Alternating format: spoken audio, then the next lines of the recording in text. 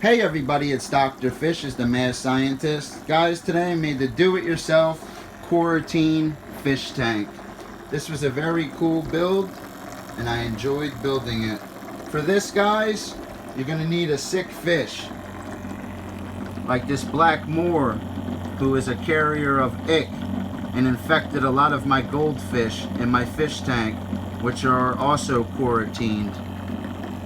For this, guys, like I said, you'll need a sick fish. You'll need a 1-gallon jug. Basically what I did is I took a knife and I cut a big square so I didn't have to put various species of sick fishes through the top. I taped the light on. As you can see, it's on, off, on. I added my bubble box for air. And what's cool about this is you can lift it right up.